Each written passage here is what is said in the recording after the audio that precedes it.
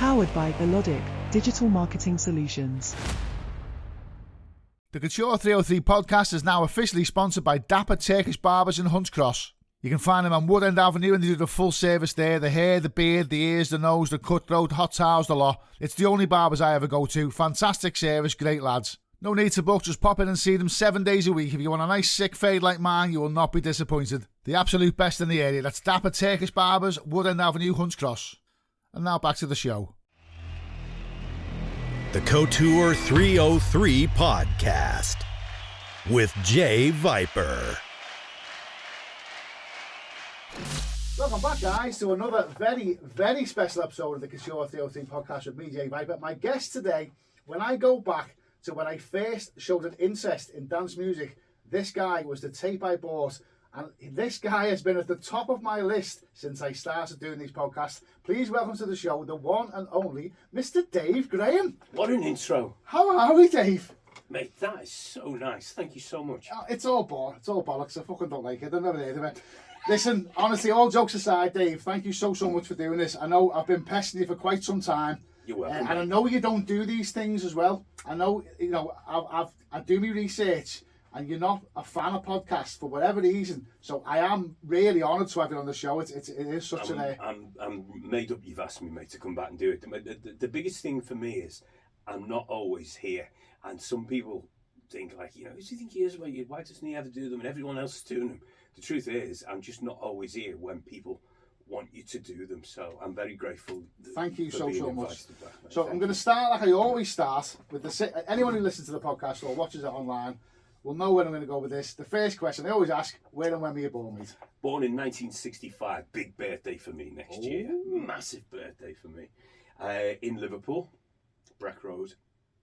That was, it seems like ever ago now. It does, doesn't it? See, we're the generation, you see. I mean, obviously, I'm slightly younger than you, but we're the generation that's gone from having literally fuck all to having everything. I remember having 3 TV stations. Wow. BBC One, BBC Two, and ITV, and the radio. Did you press the button on the telly? With the things, the buttons are pressed down. And for us, radio was such a big deal because of that. Correct. Because we only had 3 TV stations. That's why when we were kids, Billy Butler was a fucking big deal. Yep. Because he was as good as a TV star. Yep. Because when you only had 3 TV stations to go from, the radio was a big deal. So the radio back then was massive. So for me now, to be involved in the radio scene and speaking to people like yourself, it is a pinch me moment sometimes. It really is. Billy and Wally were like legendary, always on in our Right, so what was your home life like then growing up? You had a younger sister and an older sister. So what was music a big deal in your house? I'm guessing you probably got more influence from your older sister. My eldest sister was just at that age where she was starting to go out with her friends and clubbing, and her musical influence was more like dance music, disco music. The Jackson 5 was always on in our house, the albums. But also my mum and dad as well had quite a diverse musical interest.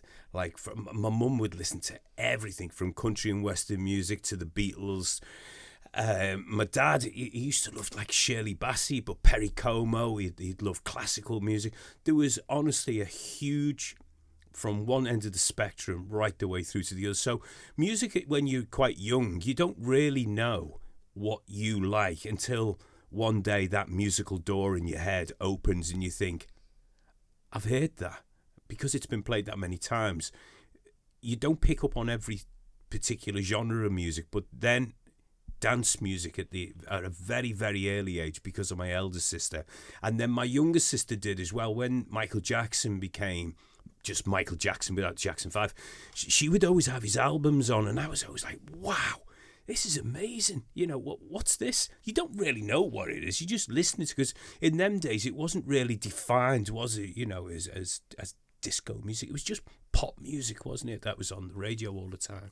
That's it. I mean, you touched on something there about when you hear something and you recognise it. I've heard tracks now that take me back to my school years, which I didn't like in school, but I like now because they take you back. And music has this fantastic ability to transport you back to a time that you thought. I've said openly on the podcast and to my friends and family, music is the closest thing adults have got to real magic. Yeah. Music can transport you back to a time but you'd forgot. You can remember smells and sights and sounds. You know, you could. It's a fantastic. Music is magic. It really, really is. It's like an audio photograph, isn't it? Yeah, exactly. Yeah, and it can provoke so many emotions as well. Music is an amazing thing. When I started to really understand music, it was quite powerful, really, and it still is today.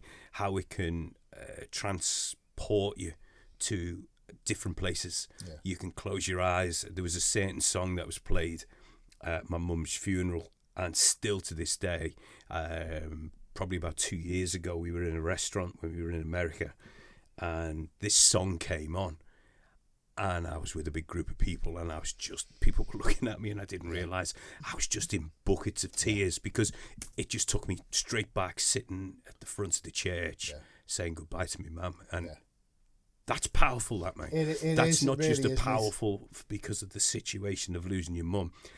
The power of that audio, of how it just taps into your DNA to how you felt at that particular time, is an incredible feeling.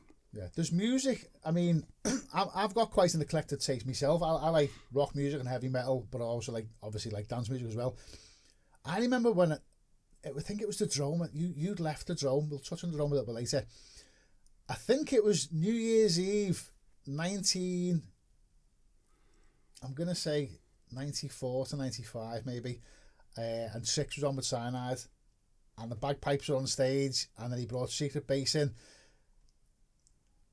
and I found the tape like 10, 15 years later, and I fucking welled up, because I was there that night, and it took me back to there, and all the hairs on my arm stood up.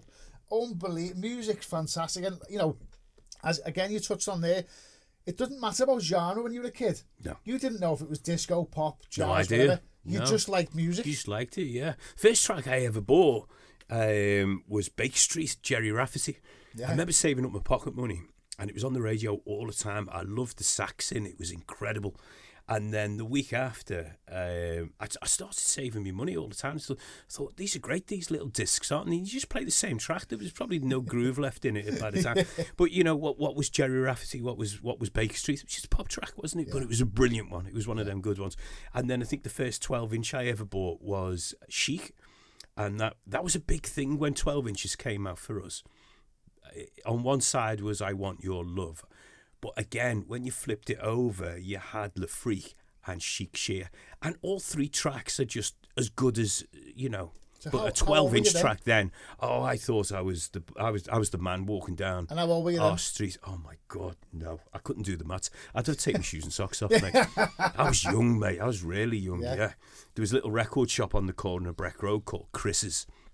And he used to get these... these deliveries from the people who used to have jukeboxes. So all the middles were missing on the 7-inch singles. You had to go and put a thing in. But he set them off really, really cheap. They were great, but he was a great... I think he was a DJ back in his day, because he used to always say, you want one of these, lad. You're definitely going to want one of these. And he'd introduce me to things like the OJs and the Tramps,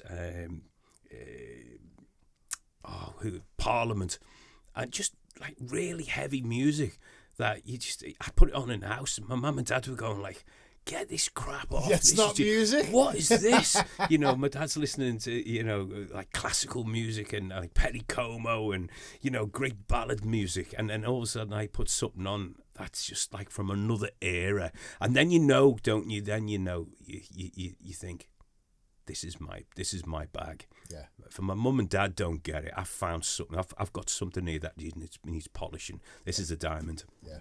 So at what points in your life, obviously you've alluded there, music's always been a big part of your life, and you've had that passion from a young age.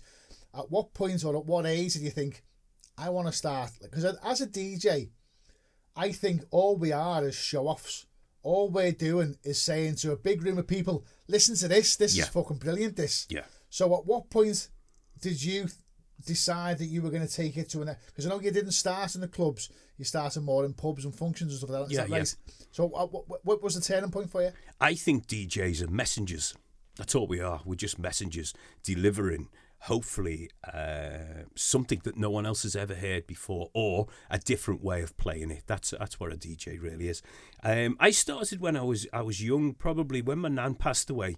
She left some money, and I said to my mum and dad, I want to go into this place in Liverpool on Dale Street called PRS and buy a pair of decks, just normal decks, because it was like an electronics place and you could buy all sorts of weird and wonderful things. I couldn't afford them at the time, so I was always good at woodwork at school, so I made this coffin. That's the only way I can describe it. And I cut out the holes to drop the decks in, and I bought a mixer in Tandy, and they were my decks. So you couldn't speed them up or slow them down. Well, you could slow them down because you put your thumb on it. That was it. There was no slider. There was no memory. There was no jog. There was no reverse. I mean, we're talking absolute Flintstones kind of inspiration. But from there, I used to put these adverts in all like the local shop windows for mobile DJ. You know, have lights, will travel, all that kind of shit. And my dad was an absolute warrior. He'd take me everywhere. And I'd get 12 quid and I'd go and play people's 18th birthdays, people's 21st, and I've done some gigs over pubs that you wouldn't believe. I've done a 60th birthday where they actually, the music I was playing, one of the fellas came over one day and he said, look lad, just listen, we're going to pay you, but will you play this? They'd gone home and got their record collection, and he stood next to me and he went, play that one, track 4, play that one, track 3. But the place was brilliant, and I think what I realised was music is generational. Unless you're an icon in the music industry where it can transcend music, like the Beatles and things, you can play these tracks forever and a day. And that's the same with house music. Some of the early stuff that you talked about, the Drome and the 051, some of these tracks now will be played forever because they are iconic tracks. And that was the very beginning. And don't forget, we're doing this back in the day when you're getting paid 12 quid. Before that, I was playing in pubs and doing things where you get paid in ale. And I don't drink. So I'd have loads of friends who would just take all the pints. And, you know, I'd be sat there with a glass of orange juice or something. But I just loved playing music. And I loved the challenge of seeing, could I get one person converted into what I was doing? That was always the big thing. Can I send a message out to this group of people who I've never met before? And can I make them dance? Yeah. And that was very young, because back then DJs weren't megastars like they are now. And I'm not putting that title on me. I'm talking about the DJs. He just turned up in a fucking awesome car. Honest to God. I'm talking about these DJs, mate, who fly around on jets and they're global superstars, and they are the real deal, right? We could never imagine that was going to happen in our generation, because DJs were just someone who put music on in a pub, or you went to at a party.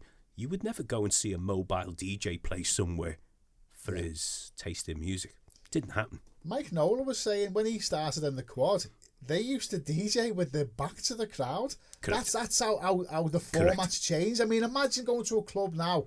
Yeah. And fucking Tiesto's got his back turned to you. He's right, it was always the other way around. Madness. And also, when Mike used to play at the State, they were up in the gods. You couldn't get to them. You couldn't go over, and because they were so high up, you couldn't ask for a track to be played or a request. And hello requests. Remember them things? Yeah. Imagine asking a DJ for a request now. Imagine that now. And we all do it, don't we? When someone comes over and they're doing this, you go, yeah, and give them the okay sign, put 2 thumbs up, and then you turn around and go, I haven't got a clue what to say. Yeah, I do it every day. I think imagine going to James Hype and saying, put this on, mate. Yeah, give us a minute, mate. Let me just reformat my whole set for you. And at the same time, can you give her a shout out? Yeah.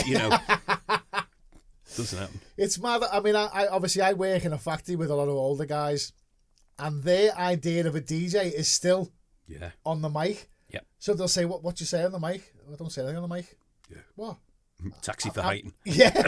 I'm a DJ, and MCs do that. What? It's evolved a bit, hasn't it? Yeah, that's changed a little bit. So when was your first?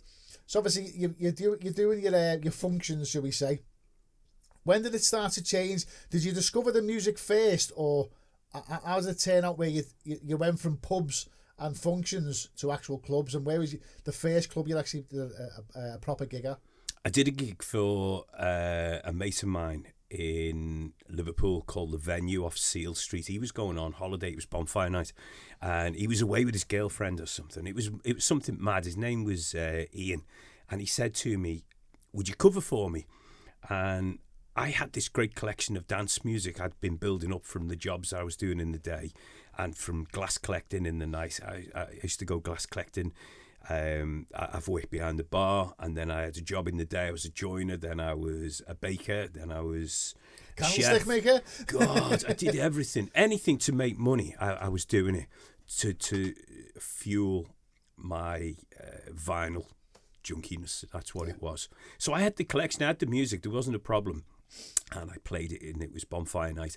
And honestly, this was a rough venue. And they were letting fireworks off on the dance floor. And I was petrified. And this was in the day when the DJ turned up at 9 and finished at 2. This is not like you get a set now and you go and play from an hour or whatever. So I had 5 hours of music to play. Most of that was spent with a fire extinguisher at my side. I was petrified. And at the end of it, the fella came over and he said, "That was amazing." He said, "We're normally dead by 12 o'clock, 1 o'clock. He said, "There's still people here." Yeah. And I was like, "Oh, right, okay, cool." And he said, "Do you want the job?" And I said, "No, it's think about it. My mate works here, mate." And I was quite surprised at the fact that I'd been offered the job that quick. And I said, "No, this is my mate works." And he goes, "Well, he's not going to be here for much longer, so you may as well take the job." And I said, "No." Yeah. And I've never forgotten that. Yeah. A couple of weeks later, I got offered a place called the Pen and Wig in Harrington Street. I think it's a lap dancing bar now, or it was. It's not now. It's not now. Forgive me, Dave Pethard. It's not now. And I got the job in there based on they wanted to change the musical direction of the place. It used to be a place where everyone would go after the match and have a fight. Yeah. And it was proper. I mean, rough. Really, really bad. First night I was there, the two doormen said to me, if it goes off, press that bell. And I was like, a panic button in the DJ box. I thought to myself, how bad can it get? It was bad. And what I didn't realise, the wires at the back of the bell weren't connected. So I'd be pressing this bell, and the fight would go on until it stopped. And then when the fight stopped, the doorman would come down. And that was a real big thing. So I'd gone in there, but they were playing, the DJ before me was playing things like Pink Floyd, Genesis, and it was proper lad music, And then I roll up there with like me Michael Jackson album and Luther Vandross and everything, and all of a sudden it just killed the room. Yeah. And slowly but surely the lads stopped coming, and more girls started coming. And that was probably my first successful ever venture. And I was there for about a year and a half. Yeah. And I remember leaving there. It was rammed when I left. It was incredible. But I then, off the back of that, I got offered to do a gig at the Coconut Grove, which was like the hallowed nightclub for Liverpool at the time. To get asked to go and play the Coconut Grove, you'd pay. Yeah. And I got the Sunday night there, which was their biggest night. Who else was there at the time? Derek Kay. Wow. There was a DJ called Tony Tiger. Isn't it funny, some of the DJ names? He was great. I can't remember the other DJ's names, but Derek Kay, who's a hero of mine, he was doing the Saturdays, and I got asked to do the Sunday, which was brilliant. Absolutely. That was a real big step up for me to be there. So after the Coconut Grove, at what point is there a gap between the Coconut Grove and the Drome? Is there a stopgap between them? Yeah, well, but when I first started to do the Drome, it was a fun pub back in the mid '80s. It was bar shows. It was stage. They were like these big global pubs. The Pleasuredrome was like a global pub.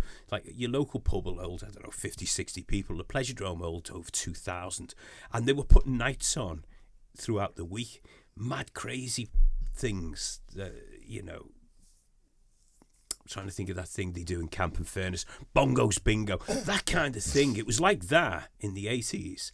But dance music was a dirty word then. Yeah. That was the big jump. I got asked to leave the Coconut Grove and go and work for the Pleasuredrome for a good friend of mine called Eric O'Connor. And I was there for years and years and years. But what I was doing when I was not working there, I was going to London, and friends of mine down there, I could see a different world, like the Limelight, for instance, Steve Strange Club. And I could see Acid House was coming in. And it was a dirty word. Acid House was all over the papers. It was all about drug-fueled and nothing to do with the music. But there was an energy there. I mean, clubs in London were just so far ahead of what was going on down in the Northwest. And I kept seeing this happening, and I'd go home and I'd do my gig, and then I'd speak to Eric on the Monday when we'd have our weekly meetings, and I'd said to him, you know, this scene that we're doing here, it's going to die. And we need to get ahead of the curve and do this before anyone else. And he wouldn't have it. He just absolutely didn't want to be associated with anything that had negative press. And I respect him for that, you know. No one ever thought back then that we'd be in the global musical society we're in now. Give him his credit, mate. He was the one when I left. Shortly after I left the Drome, he went and set up a little gig in the middle of Manchester called Bowlers. Oh my goodness. Exactly. So he obviously did listen at some point. He must have gone, do you know what? That day fella was all right, He was on the button there, wasn't he? Yeah. I tell you what, I'm going to go down the road and get a couple of guys together, and we're going to make Bowlers. And look what Bowlers did to the dance scene. It was just and it's still going insane. I'm in Bowlers in November. No way. For the Stu Allan Festival, yeah. Really? It's still, it's still obviously physical size, it's still huge, but they have boxing events and cage fighting there, and all. I've been to computer fairs there. It's still going strong as a venue, but they still have gigs there and events and stuff like that. Wow. Yeah. Put my name in. I'd love to play that. That would be one of the places I've never played. Really? Yeah, never got to do it. Speak to Cocky. Yeah. Because so obviously when Stu Allan passed away, they had the Stu Allan Memorial Concert. Seen that, yeah. Which I went to as a punter. Me and a couple of mates thoroughly enjoyed it, and then fast forward 12 months, I got asked to play in the hardcore room, which was such an honour. It was unbelievable, and it was in the smaller room, and even the smaller room there holds about 2,000 people, like that. It's massive, and I'm back again this year. Yeah, absolutely blown away. To play in Bowlers is amazing. To play in Stu Allan's name. I mean, we'll touch on Stu a little bit, because I know you got a bit of a story there about one of Stu's most iconic tracks. But yeah, so going back to you're in the Drome, and the music policy or the music structure or the landscape's changing. This guy Eric O'Connor, yeah. Eric I left. left. I had to leave the Drome when it was doing the fun pub thing, and I left and I went round the corner to a place called Atmosphere, and they said, "Oh, we're busy on a Friday, mate. We're busy on a Saturday. You haven't got anything." And I said, "What do you do on a Thursday?" And he said, "No, we're not really interested." And I said, "Well, can I hire it?" And he must have looked at me and thought, "You're mad."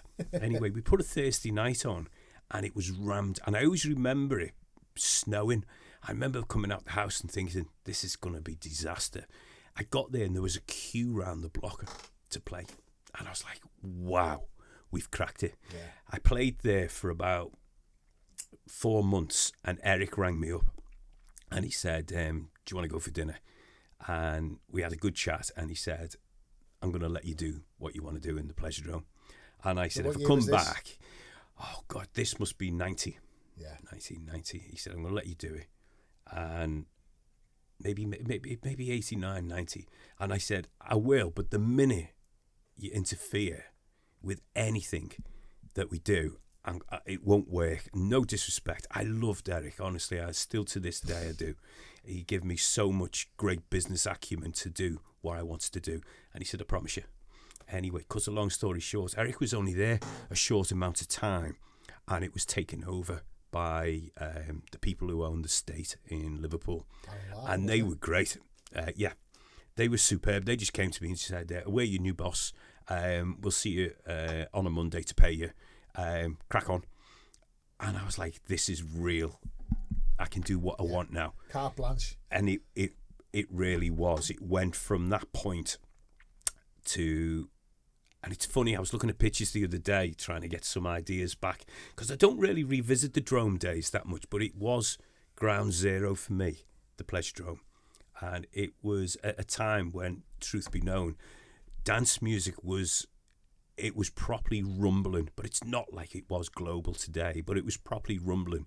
And those who were on that train at the time, those trains were full, you know, theoretically speaking.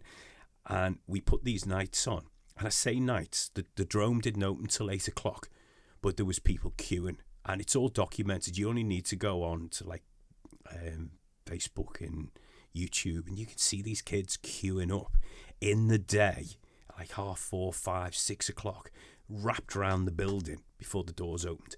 And the minute you got in there, it was off. There was no warm up. It was just literally the music was on, and people were dancing from 8 o'clock till 2 in the morning, and it was mind blowing. Yeah. It really was. It was proper mind blowing, and I thought at the time, this could have legs. This, if we manage this and keep the music policy to what people really want, this could really go far. And oh my God, it was another world, wasn't it? And it was, you know, there was no great advertising. If you remember back, the word Drome, we wrote underneath life, you know, like the Nike advert, the Drome had life. Because obviously it died off with it being these fun pub things. And then all of a sudden, you've got queues around the block for people just wanting to come in and dance. Yeah. And that was I remember making that bit of art with Nike. We took the word Nike out and wrote life. And we had an email sent to us saying you had to stop using it. And I'd made all these little cassette covers with them by hand. I just thought, oh, bollocks. You know, what are you going to do? Sue a guy from Breck Road? I've got no money anyway. That's how it all came about, yeah. So, I mean, I touched on it earlier. The first ever tape. So, my first introduction to dance music, obviously, you had the likes of Chaka Khan and Black Box and stuff like that, and Technotronic. But the first dance music that really actually resonated with me was obviously the old Piccadilly Key 103 tapes from Stu Allen. And then I got handed this tape one day, and something just clicked, and it was you and Cyanide in the Drome. I think it was 91 or 92, and there was an atmosphere there which I'd never experienced. I was only a kid, maybe 14, 15. There was an atmosphere that I'd never experienced before, and there was an energy coming from these tapes, and I thought, what is this? Cyanide brings a lot to the table. He's got such a presence. The music, I don't know, we've touched on it as a joke. I think it was Tribal Church. You know, it's had its day now, but at the time, that was a really fucking big tune. You were playing Tribal Church, and Cyanide was doing his bit. And it was the first bit of music, or the first club atmosphere, that I thought, wow, what the fuck is this? And it resonated with me. So back then, there was yourself, Rusty, Philly, John Cotton on the mic. Yeah, which early later days. became MC Dread and MC Cyanide. So tell us about them days and how the landscape changed from when you first started to that lineup and that roster. When I started in the Drome, Glenn was a customer, and it was that track, which Tribal Church, which was a B-side, believe it or not, of a track that I'd picked up in London. And the track on the other side was garbage. But I was in a queue with everyone else. You know, when you used to go to the record shops and they'd put a track on and play it, and then all the DJs at the front, and they'd go, who wants a copy? And everyone put their hand up for it. And I thought, that's absolutely garbage. But I ended up buying it. When I got home, I flipped it over and played Tribal Church. And I thought, that's going to work. The night I played that, Glenn was in the audience, MC Cyanide, and he said, can I get on the mic? Now, there was no one on the mic at the time. By the way, this noise that you hear every now and again, I'm going to do it for you now. It's Ian Redmond's shitty chair. It's not me passing wind, by the way. It's a wonky chair. Like a casting couch, isn't it? It was, he jumped up and he said, can I get on the mic? And I don't know why, I just thought, he was always in the club, he obviously loved music, and I just said, yeah, go on. And we just turned the volume up.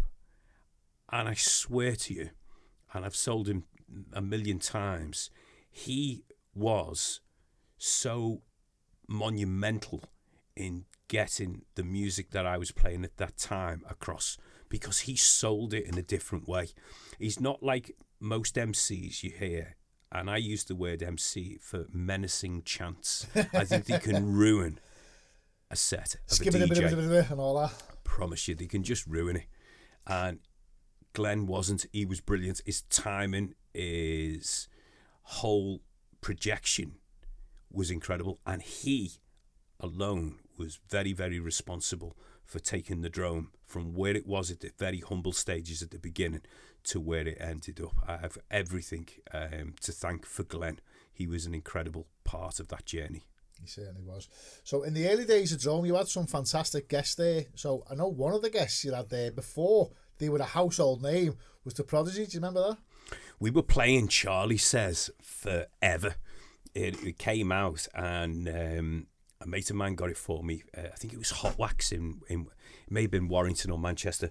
I can't remember what I have for breakfast these days, to be honest with you. But it was one of those it's all two. Over your top, Dave. It was definitely one of those places. And my mate rang me and he said, "I've got this Prodigy track and everyone's trying to get it." So I said, "I'll drive over and I'll pick it up." Anyway, we brought it back and we played it. And it was just the beginning of insane in a nightclub. When that went on, people went ape, and I mean mental. So looking at it at the time, the Prodigy weren't the rock icons they became. They were just a group of lads like us having a great time, enjoying the moment that we were all in. And I rang the agent, and he rang me back and he said, "I'll speak to Keith, I'll let you know." Anyway, came back and he was like, "They want 500 quid. Like, that was a huge amount of money. Honestly, it was so big. It's like, what, 1991? This is early, yeah. So I went to the guys who owned it, Alan and was it Cliff, who may have owned it at the time. And I said, "We need 500 quid. And they were like, "What?"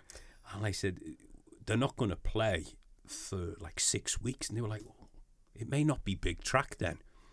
Cut forward 6 weeks. The week it became named number one, we had them there. Oh, and I swear to you, no word of a lie, that night we could have put in 6,000-7,000 people, because we just put out Prodigy live on stage. Yeah. And it was one of the most iconic moments in my career, because I went out to the front of the crowd and I was amongst that lot, losing it. And then they were waving me, going, "They're going to finish. You need to get on, Dave." And I was like, "Shit, I better get out." But that was the energy. I mean, they were just insane. They were an amazing performance. Right, guys, stop right there. I've got one question for you. Are you enjoying this podcast? Of course you are. If you wasn't enjoying it, you wouldn't have got this far. Please, if you're watching this on YouTube, do me one big massive favour. It costs you absolutely nothing. Subscribe to my YouTube channel.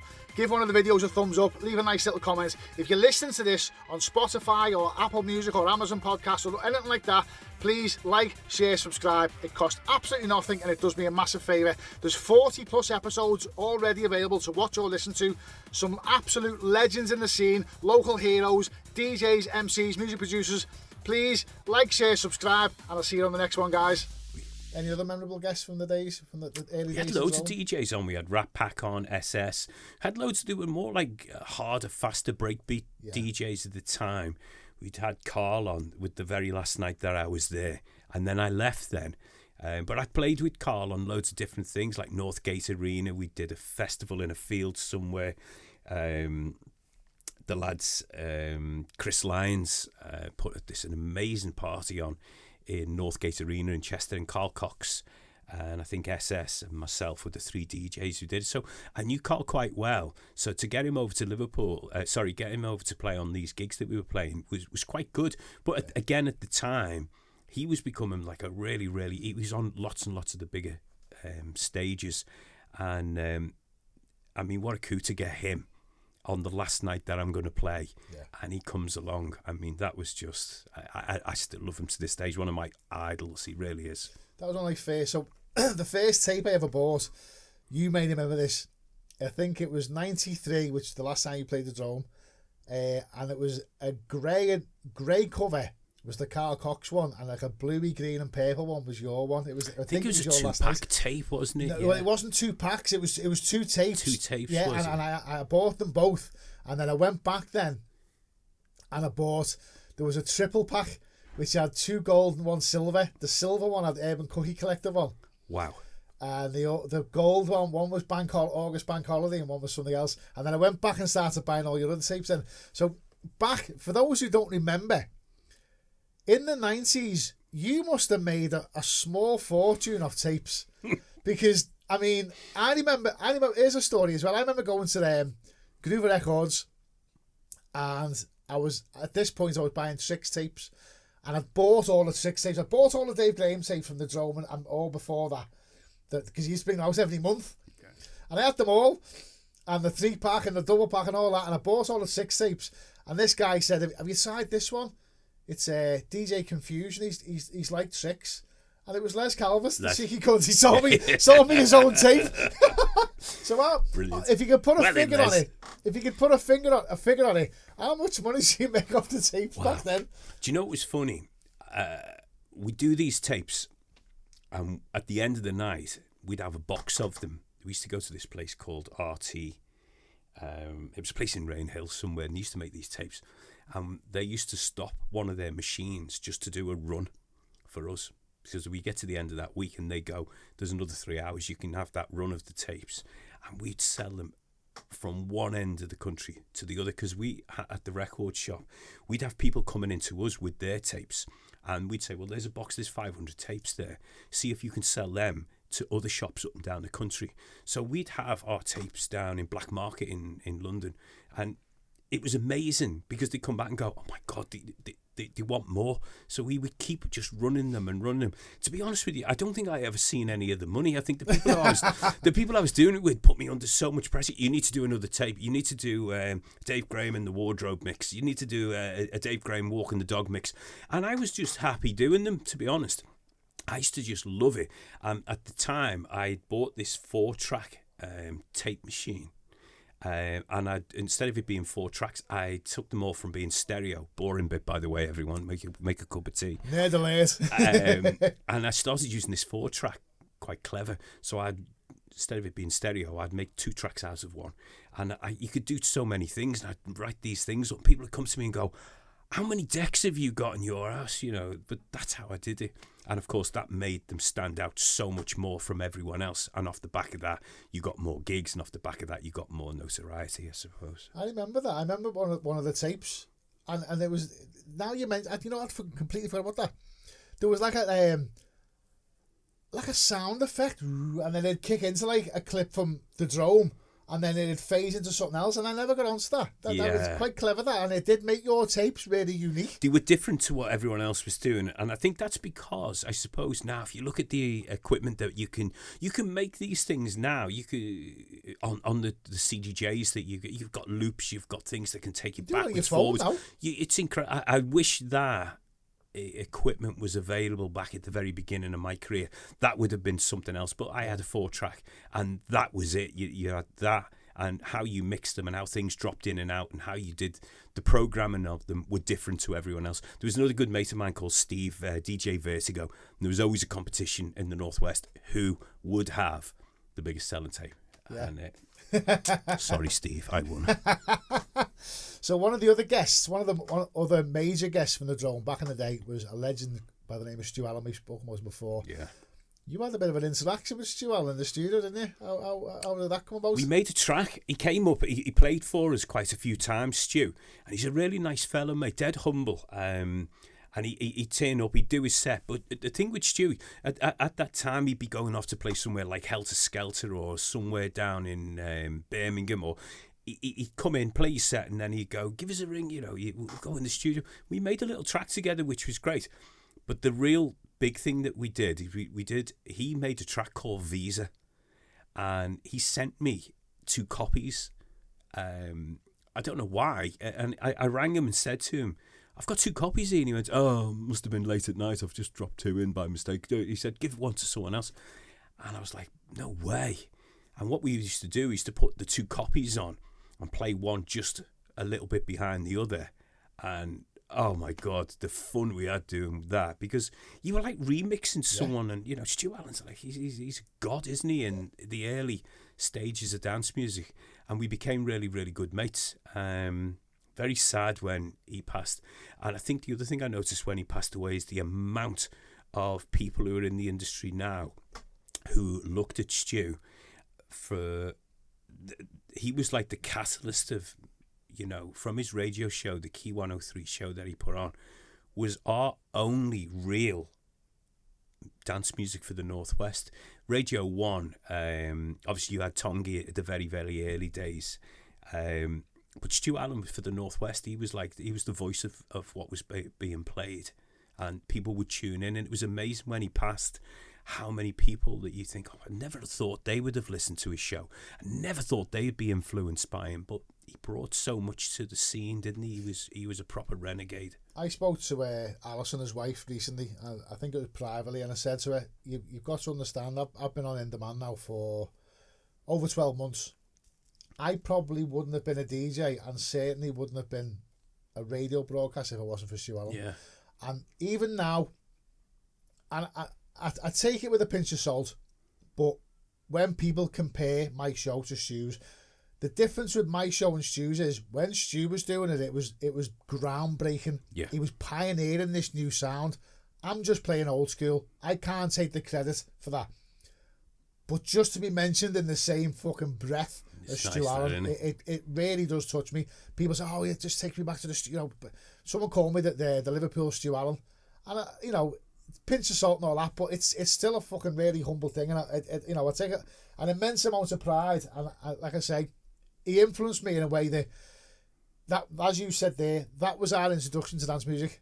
It wasn't on the telly. It wasn't on any other radio station. Stu Allen playing Turn Up That Motherfucker and, you know, Bam Bam Bam and all that. You wouldn't have heard it if it wasn't for him. And then obviously then the tapes came out in the clubs. Well, you said at the very beginning, radio was a really important part for us. Obviously when I was very, very young, and even then, like listening to Radio 1, I remember before Pete Tong started, there was a guy called Jeff Young who was brilliant, really, really good, and you got Robbie Vincent, you got all these really, really big dance music DJs that weren't like superstars of the time, if you know what I mean. They just loved the music. Terry Linane did an amazing show called Keep On Trucking, and we always listened to these, and I used to think, you know, if there was only a venue or somewhere you could get all these people into a room and you could play that music, I mean, that was the dream. I suppose you look back and you think, who would have ever thought? I keep harping back to, you'd never dream that dance music was going to be the global stage player that it is today. You'd never have thought that. That was not in anyone. Anyone who tells you that they had a master plan, they're lying through the teeth, because they were living for the moment, like all of us. Everyone wanted to live for the weekend, and that weekend became quite long. The weekend, you could then go Friday. Saturday was a given everywhere. Sunday, Monday. We used to go to a place called Phillips Park Hall, which was a bit of a cheesy nightclub. But it then got taken over. I think it was a Thursday night. We used to drive up to it. And it was amazing DJs like Pig C, Welly, Vertigo, Steve used to play. And there must have been like 3,000 people on a Thursday night. How they emptied them car parks when we were all leaving. There was more fun in the car park, honestly. People just didn't want to go home. People with sound systems would open the doors. And whoever had the best sound system, everyone was around that car. Yeah. It's mad when you look back. I mean, the landscape's changed so much now. It's all about big events and festivals. But I was talking to someone in work, someone a lot younger than me, and I was saying to them, you don't understand, when we were younger, we'd get the Echo, the Liverpool Echo, and we'd open up and we'd go right past the TV bit, and there it'd be the Drome, the Buzz, the State, Garland's, 051, Conti, Garage, Hard Rock, all these clubs, and they were all full on a Saturday night, all of them. Correct. And like you said, there was Friday nights, you had like your Fallows and your Pickwicks. We did Monday, Mr. Smith's. Yeah. It was amazing. Crazy times. So 1993 was your last gig in the Drome. What was the decision to, did you have the vision of opening the 051 as it was, and that's why you left the Drome, or was that a byproduct of you leaving the Drome? What was the thought process behind that? The two guys who owned it at the time had a mutual friend of mine called Mike Burgess. And Mike rang me and said, I want to introduce you to a couple of lads who have got this club in Liverpool called the 051, and they've asked me to reach out to you. They know you're playing the Pleasuredrome, but they know you're a Liverpool lad and you travel over there. Would you be interested in coming for a meeting? I did. I went and met them. This is about 4 or 5 weeks maybe before I left. And we got on really well. And they said, look, you know, what would you do if you had the 051? I said, well, these are the DJs I'd play. The music would change because I don't feel it's fair that we take that music genre that we've built there and try and transport it over here. So I said, I'll tell you what we'll do. We'll put one night on, and if it works, we'll talk afterwards. So they said, okay, the club's yours. Do what you want. We put a night on called Anthem City. The tape? Yeah, we put a night on called Anthem City, and I booked Shades of Rhythm. And at the time, it was a bit scary, to be honest with you. I put everything that I had into this particular night. Posters everywhere, flyers that were done amazing by a guy called Tim Sheard. And we put everything together, and it was literally bust or boom. And I thought, it's a big club to fill the 051, you know, a couple of thousand people. And that night was a turning point.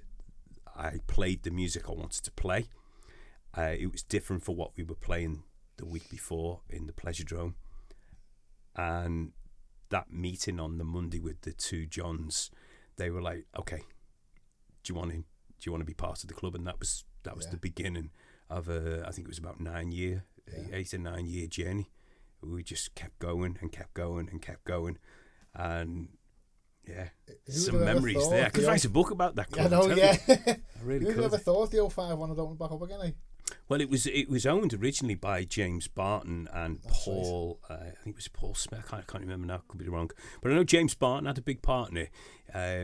Really respect James and what he did for Liverpool. He was definitely a clubbing impresario of his time, and that, you know, the rest is history. You can see what he's done. But he had a big part in the Club 051. But I think the reason it closed down, I could be wrong, but it became a bit of an issue. It became quite a violent place. And Liverpool, I suppose, at the time, you know, not particularly well known for its clubs. It had obviously the smaller clubs like the Mardy and things like that, and obviously at the bigger club it had down the road with Quadrant Park and the Coconut Grove. But what James was doing was introducing dance music and house music and bringing these DJs in. So he was a big educator. I take my hat off to him. He's a very clever lad. So I'm conscious of time. I don't want to run too long. So what I'm going to do now, I'm going to ask you about the first time you actually met Lee Butler. So I know obviously you were familiar with the name, as we all were, but you were obviously, you'd moved over. Well, I'll let you tell a story. When did you first meet Lee Butler? Because obviously there's knowing about someone that is actually meeting and interacting and subsequently working with them. So how did that relationship blossom? We had a record shop called Groover Records. Never heard of it. Never spent any money in there. And he would come in, he was a customer. You know, I knew who he was. I knew the clubs that he was playing because the flyers would come in every week and his name was on them with a lad called Davey T. But there was more and more people coming in and talking about Lee. And I think when he'd left the club that he was at and he went over to work in the Buzz, I noticed that he took a huge following. And I realised then that he's doing something, because to have that many people follow you over it's unheard of, isn't it, you know? So at the time, the Buzz, as you said, was chock-a-block. The 051 was busy, the State was busy. Everyone was doing really, really, really well. There was a point in the 051 history when I left and I went to work for Cream for about 8 or 9 months. And as I came back from working for them, I set up again with the Johns and we had a conversation about we need to do something else, because from the period I'd been there to 96, that generation had moved on. There was a younger generation coming through and clearly Lee had a huge part of that. And we had a conversation and they said to me, do you know Lee? Do you want to have a... And I don't know him well enough. He comes into the shop, I know him, we say hello, but I don't know him well enough and I'm not sure how he would feel about if we were to get together.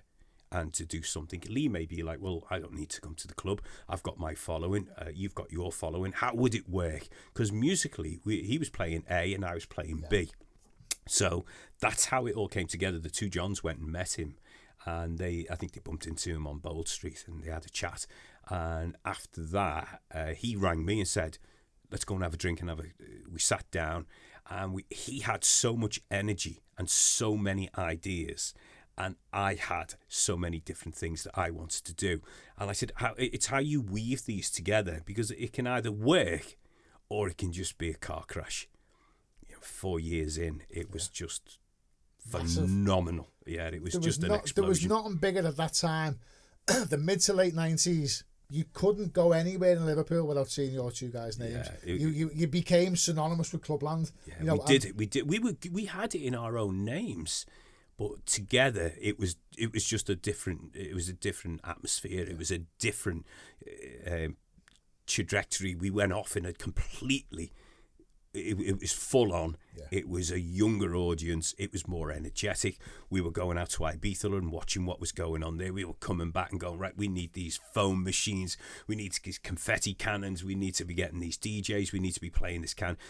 And it was just so much fun. I mean, what's sad is we don't have a lot of photographs of that time of how brilliant it really was, because phones weren't a big thing back then. What we have is our memories and the audience and the crowd and the followers and them loyal followers that are still with us today.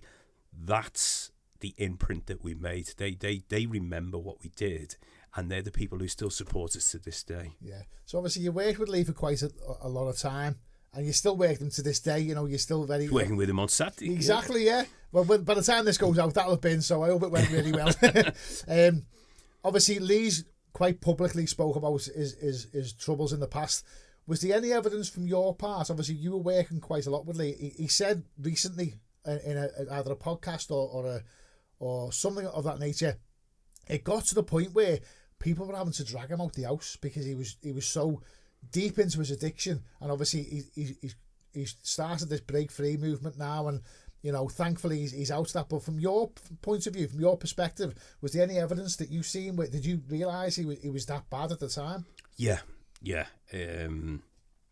It wasn't good, and I could see my friend, someone who we'd grown with over the years, destroying himself. And it was different. Come Monday morning, there'd be meetings and he'd be absent, or there'd be things set up that we'd had planned to do, and he wouldn't be there, and it was killing me. It wasn't as much that them things couldn't happen without him. There was other people in part of the team who would get things done, but I could see slowly but surely we were going in different directions, and that was the sad thing for me, because I couldn't stand by, and I left in the end because I couldn't be part of where he was. And we sat down and I said, I'm going to leave, and he was like, no, you're not. I said, no, I can't carry on like this. It's just, we can't just carry on and hope that you're going to turn a corner. And it was sad, mate. It was horrible. I think he'll tell you, the day I left, he came into the lift at the bottom, and as I was coming out, I was in floods of tears, and something that we'd built was over. Musically, everything was just not going in the right direction, and I said to him, I'll always be here, but you need to get out of this dark hole.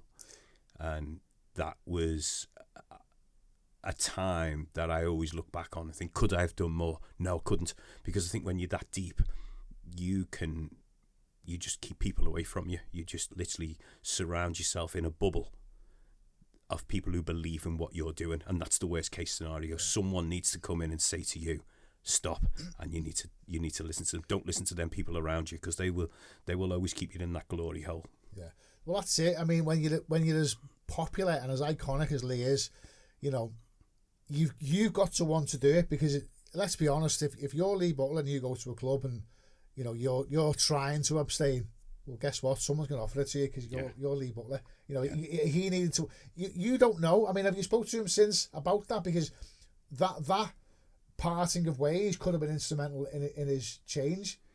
I don't know how far after that was it that he you know, he faced up to his demons, because obviously he's absolutely smashing it now, and he's an icon to people, because they say the best alarm fitter is an ex-burglar, because they understand. Yeah, they've been there. There's no one better to tell you about drugs than someone who's been there, because they understand, and he's living proof. Look at him now, he's absolutely smashed it. Doesn't look a day over fucking 40, he's nearly 50. You know, he's smashing life now. And to think where he was, you might have been instrumental in that tough love aspect. I've always been on the end of the phone with Lee. We've got a very, very strong relationship, not just musically, away from the music. We've always shared stuff, families, you know, when we've gone through difficult times, traumas, lots and lots of decisions. We've always been there. We've never fell out, not once. I can't really put into words how I feel about Lee and how he has turned his life around. For me, that is the greatest thing I've ever seen, because for a lad with so much talent and so much to give and so loved, that must have been a hard climb out of that hole. And to see where he is today, I have every bit of respect for what he's done, and also for that story being translated to others who he's inspired. And sometimes, as you say, it takes someone to have been there to make other people go, well, if he can do it, I can do it. And I think he never takes the glory for it. He never will. And every time you talk about something, he always brushes it off. But what he does for people who have been where he has, it's almost like him giving back. And that's amazing for me. And things like that, we can go out and DJ to a couple of thousand people and we can have the best night of our lives. But that's the thing for Lee, for me, that really makes me stand up and proud and to say, he's my mate. He did that. You touched on a word there, inspiration and inspiring, and he is an inspiration, because he's not only has he overcome them demons, and he's talked endlessly about how dark it was and how bad it was, and how he was turning his back on his family, and you know, he wasn't there for his kids, and you know, he'd be coming home days later and stuff like that. To see where he is now, it's not just he's got out of that, because we all, I know people who are bad on drugs and they've clawed their life back together, but they're on, you know, a level playing field. Lee's back up there again. Yeah, he's not just climbed from the gutter. He's climbed back to the top of the mountain as well. I think it must have been hard for him being number 2 working with me as well. The second best looking DJ in Liverpool. So we're going to touch on briefly your son Carter is absolutely fucking smashing the hard techno. Yeah. Tell us how that came about. Weirdly, about 2 years ago, I've always had a studio, I've always had decks, and he'd always come in and he'd always play around with stuff.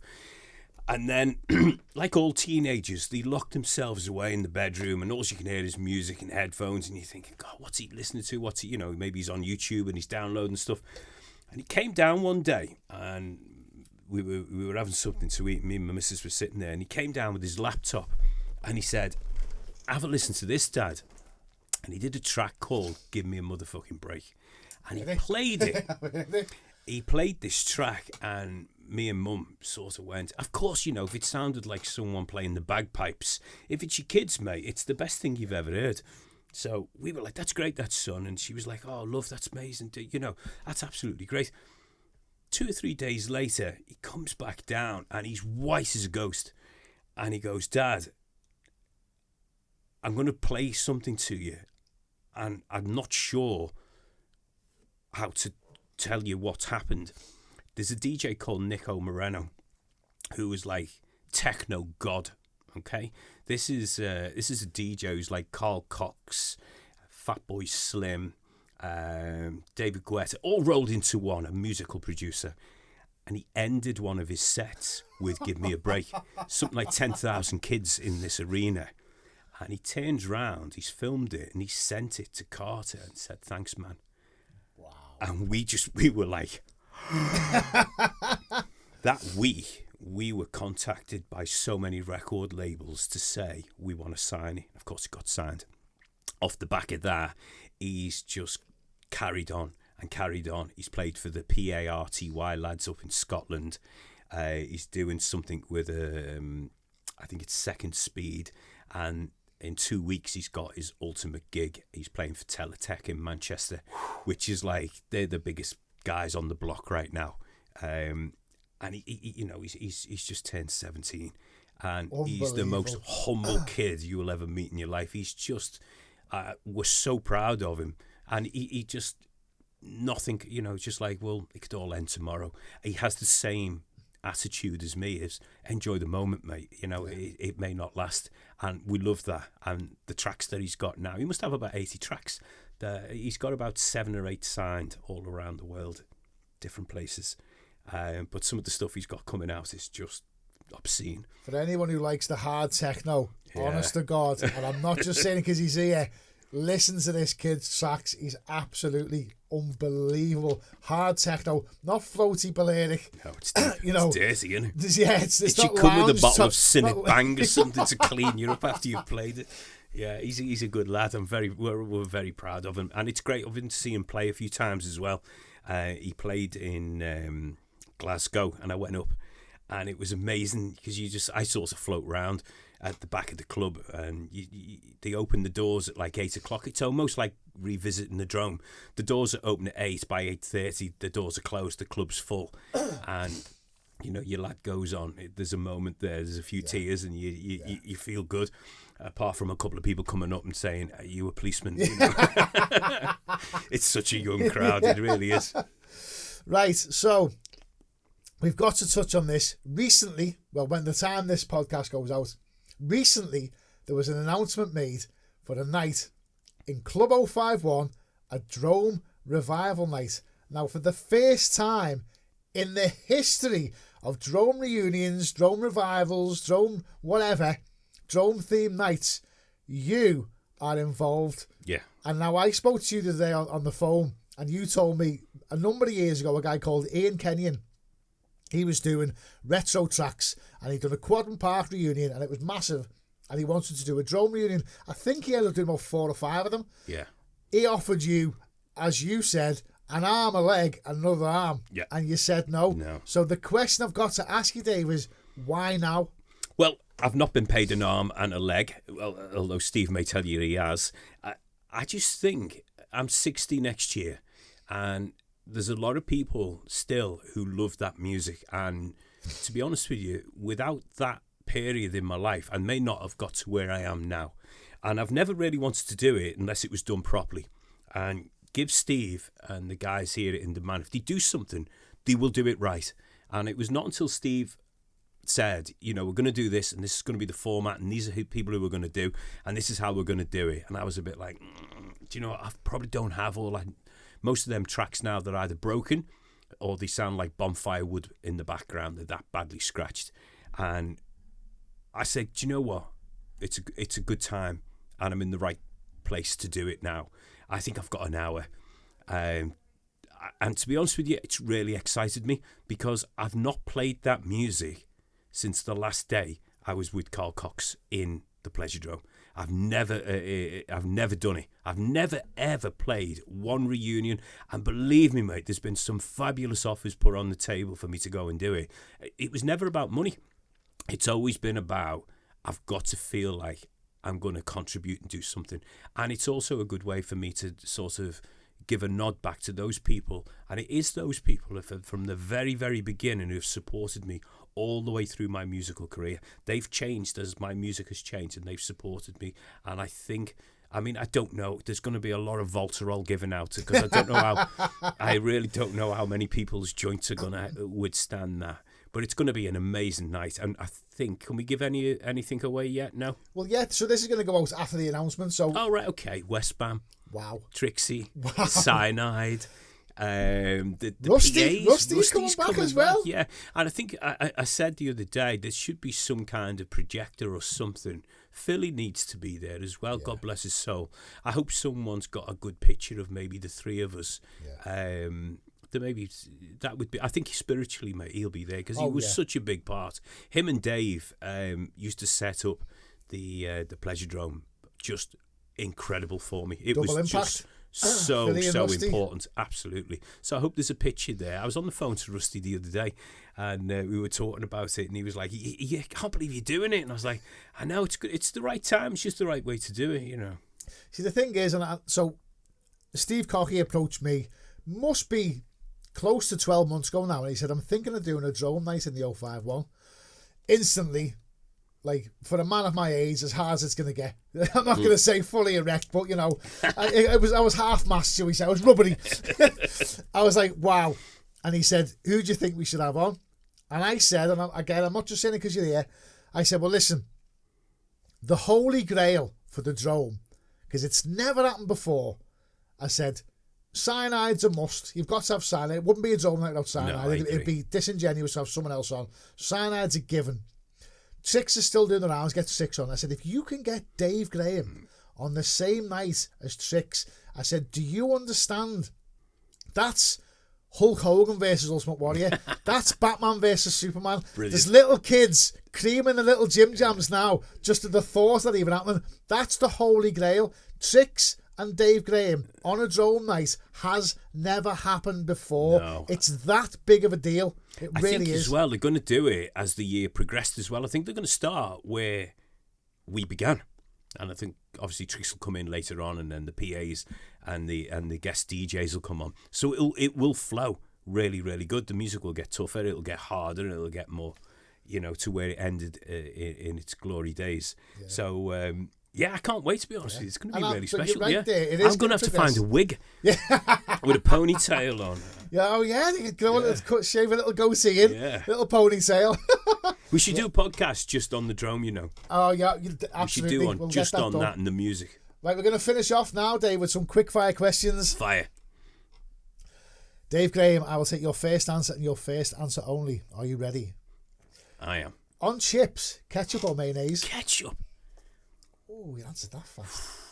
Alive or dead, who would you like to watch in concert? Wow. Michael Jackson I've seen once in Wembley. Don't remember the music, don't remember anything, just the noise was just never been to a concert like that in my life. I'd like to see that again. Yeah, Coldplay. Only Fools and Horses or Hale and Pace? Oh God, Only Fools and Horses. Yeah. On chips again, gravy or curry? Curry. Summer or winter? Summer. What scares you? Waking up and not having that passion for anything I'm doing. Just waking up and thinking, what am I going to do? Ring, jam or custard donut? None. Alive or dead, who would you have dinner with? Wow. Bob Marley. Pineapple on a pizza, yes or no? Yes, 100%. Don't know what them Italians are talking about. Rocky 3 or Rocky 4? God, that's a good one, isn't it? I'm going to say 3. What superpower would you have? Cure cancer. Vinyl or digital? Digital. You've got a time machine. You can go back to one day. When and why? Oh, God, that is just... I could give you 100 answers for that, honestly.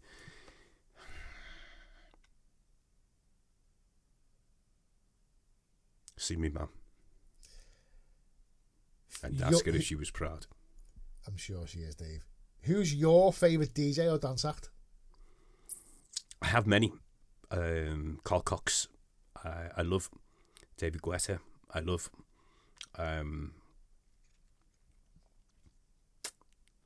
some of the new music that's coming out now.